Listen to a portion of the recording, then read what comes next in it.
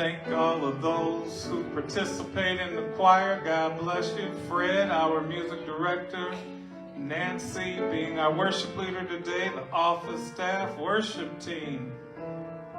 Thank you, Barb, for our audio visual. Good morning again to Betty Summers, Barb Russell, Luetta, Christine Merritt, my aunt Vivian, and also those who are watching. This is a glorious day that the Lord has made. We will rejoice and be glad in it. Creator God, help me see Jesus in the people around me. Help me recognize that Jesus is present among all people, including those who lack food, drink, and clothing. Amen. This particular healing that has taken place is one that a lot of people are familiar with because they only look at what Jesus did. And sometimes we have to also look at what is the text telling us today. Again, as I mentioned earlier, sometimes you can be in situations and you can tell somebody, I don't see it. I don't get it. I don't understand it. What's going on? And yet, here's a situation that we see constantly, sometimes every day, is to see somebody that is in distress, somebody that is hungry, somebody that is poor, somebody that is going through trials and tribulations. And we never see what caused it. We only see the end result. And then sometimes we kind of take down our humanity and want to isolate somebody that's going through something as if, well, it must be their fault. And here we see Bartimaeus, a blind beggar, sitting by the roadside. And when he heard that it was Jesus of Nazareth, he began to shout out and say, Jesus, Son of David, have mercy on me. Now, what's interesting when you read this, nobody else was shouting that either. Jesus was walking down or coming near, and nobody else was saying, I want to be saved. But here's a blind beggar. And many sternly ordered him to be quiet. How many times have you been in a situation where somebody told you, be quiet? And you told them, don't tell me to shut up. I'm going to say what's on my mind. I'm going to speak. And think about the energy that Bartimaeus had to say to himself, I don't care. You all might look at me and see me as a blind beggar, but I see Jesus. And he cried out even more loudly. Jesus stood still and said, call him here. And they called the blind man, saying to him, take heart, get up, he is calling you. It is an interesting time that we live in because we have seen many things, but we never know how it got started.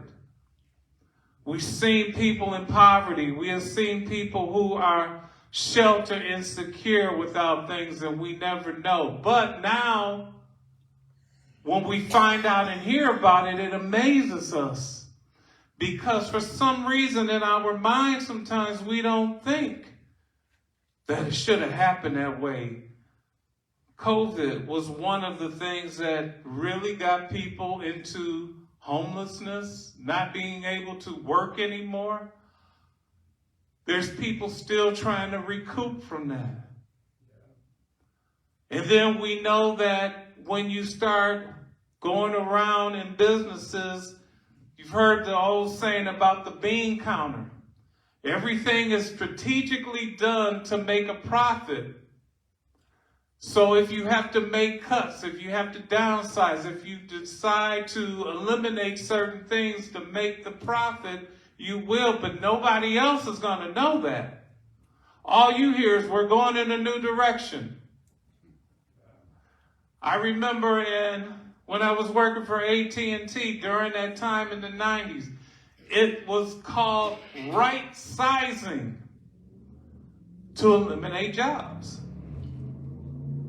People will come in and find out what, and you hear it all the time in your Fortune 500 companies that they will do this from the top down to labor. But sometimes people will not understand, why did they cut you? Why was your job eliminated? And yet in certain fields in our country, we find that we need more people. We need more teachers. We need more doctors. We need.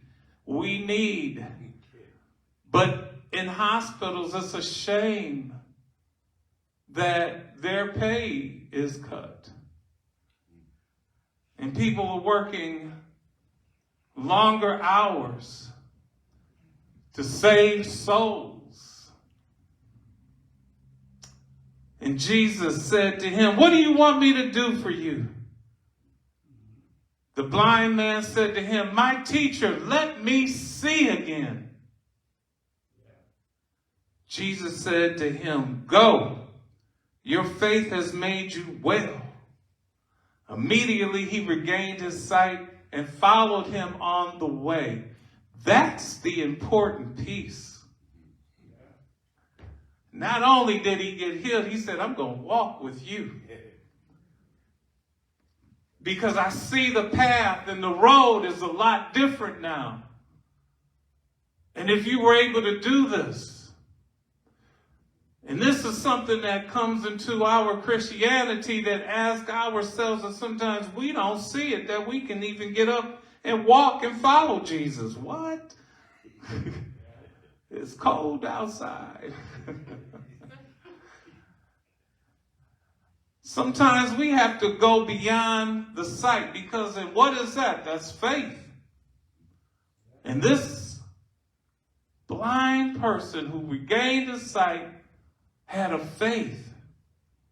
And sometimes when we are doing many things in our lives, we don't see what we might have even done to someone.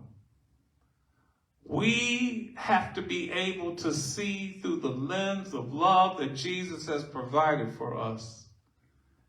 And sometimes we are afflicted by our own sight. Just imagine that the existence of a human being, Bartimaeus, was lowered down to somebody being blind and a beggar. That was their description of him. And we know that there are challenges and things that happen in our lives. And, sometimes we just don't understand. And we ponder. But we should be crying out to Jesus, "Help us! Help us!" Because we want people to see that we are connected. There is something that we need to be building on, and that is a relational situation between us and many people. Imagine somebody telling you right now, "Be quiet." And you tell them, "Well, I'm feeling good about Jesus." Well, do that when you get outside. jump up and down about Jesus when you get out there. But right now, be quiet. Now, shouldn't Jesus excite you? Here's a man that said he only heard that Jesus was on the way. And he jumped up, crying out. And think about the magnitude of serving and how Jesus comes to us. I mean, it's an interesting thing that this relationship that Jesus has with us is profound in a way that sometimes people need to hear you give that testimony and give a shout out, because if we're not doing it, then what is doing it for us to shout? Watching the Lions win?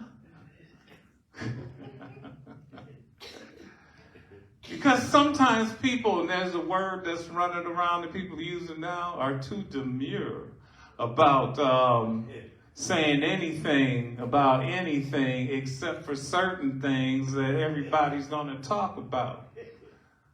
Everybody has mentioned, did you see the Michigan game yesterday? But did you see Jesus in action yesterday? Somebody got saved yesterday. Somebody woke up yesterday. Somebody was saved by Jesus because they had a feeling. They prayed. They cried out. Those are the things that we need to be shouting about.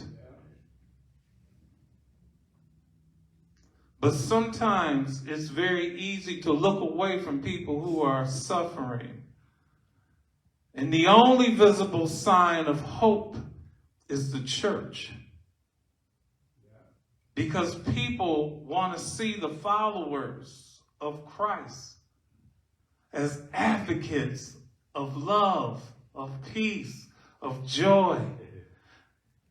And the church can never become spiritually blind to the world's hurts, the world's pains, the things that the world is going through. We can never. This is why we have things that are called encore. This is why we have certain things where we are giving our love and care to places around the world.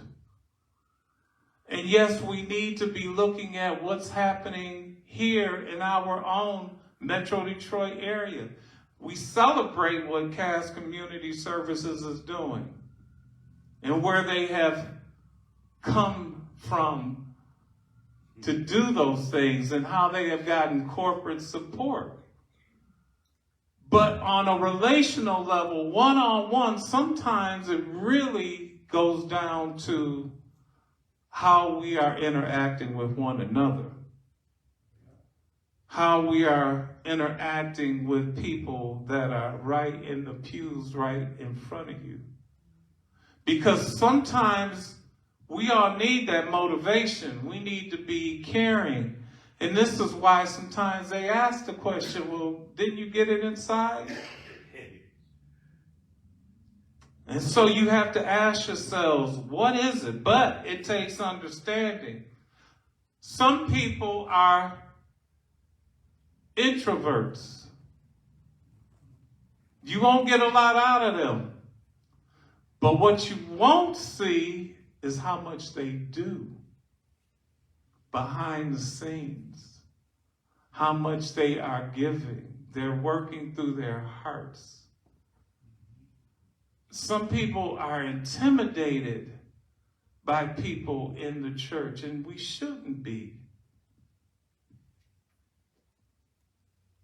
There's a call that we need to respond to. Open our hearts. Not only that we learn sad facts about the world, but that we may feel our place in this world as your people. Where there is need, teach us to learn where our wealth lies and help us to give. Where there is injustice, teach us to learn the causes and help us to fight. Where there is brokenness, teach us to learn of our own brokenness and help us to bring wholeness. Help us to see, dear God, where we don't see, where we don't understand, so that we are not like the people that stood around and didn't understand that here was a man. Yes, they called him a beggar, but this man understood that there was something in Jesus. Help us to see so that we are never spiritually blind. Help us to see Jesus in each and every one that is sitting here and those who are watching. Help us understand that our sight sometimes can be, as they say, blinders hanging over them. Our own eyes. Sometimes, as you see people that are suffering and going through a lot of stuff, we do one thing, and I don't mean we as in those who are here, but you ever seen people, and there is somebody that might be panhandling, because I remember in Battle Creek, they even passed a resolution that they kind of blocked certain streets from panhandling, because in the downtown area, they wanted to make sure that people would feel comfortable to come into the area without somebody saying, hey, hey. And there's something that we do sometimes, and that's walk by like you don't even hear it. You get invisible and you also get hard of hearing. And you don't want to necessarily engage with another human being. Unarmed, they are unarmed, but we don't want to engage with them. And it was interesting, something that the police chief said at a meeting when the city wanted to pass this ordinance about panhandling. He said, okay, so here's the thing. If they don't have any money and we give them a citation, then they get another one, and then we bring them to the jails, they can't afford the ticket.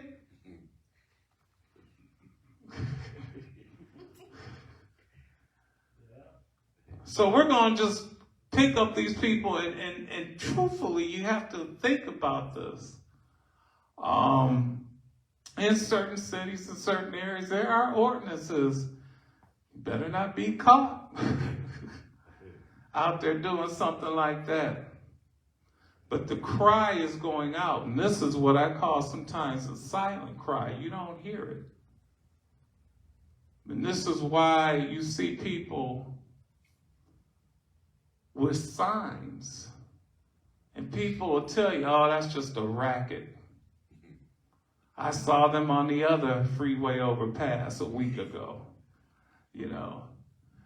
What we have to remember, can we be the resource to help whatever group, whether it be a soup kitchen, whether it be a place that houses people?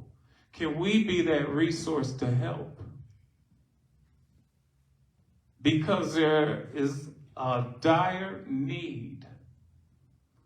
And some people no longer do what Bartimaeus did because they don't want to bother people. You think about why we're making the planning, the mats. I mean, it's an interesting thing that we respond, and the way we respond, and what's taking place down in Central United Methodist Church. And more importantly, a lot of churches that are doing things. It is something that we never want to be blinded to. That's why when people come in here and they hear about what we're doing, they are amazed. Because it's not on their plate to do certain things. And we thank God for the resources that we have. We thank God for what you do and what you give tremendously, because it goes to a higher call. Because we don't want Jesus walking in here and asking us the question, you didn't see what was the need? No, Jesus, we didn't see it. You didn't feel it? No, Jesus, we didn't feel it. And that's why there's so much love in this church. Love that can be lifted. Love that can go out and extend to the world. That if every other church closed, don't let us be the one that we said, yeah, we might as well go ahead and shut it down. And not give our all. Not do what Jesus has called us to do. Because sometimes, you know what, you can get into the situation where you think that we are invisible to God. God doesn't know what we're doing. He's not watching us. That's a song. That's just a lyric. And then you say, no, God is watching you. For real? Oh. Hey, God. Watch me. I want to be a Christian in my heart. Where? Down in my heart. Help me to heal in the world, Jesus. Help me to be the light for someone that is struggling, someone that is hurting. Let me be the one that could be the only one that they see in their life. Let me be that one. To know that our faith is not wrapped up, put away, and shut down. Because we will never let the world tell us to be quiet. This is Redeemer United Methodist Church. You hear me? We need to let the world know who we are and what we're about. And that we can take this walk together joyfully because God is with us. Amen? All right, let me read our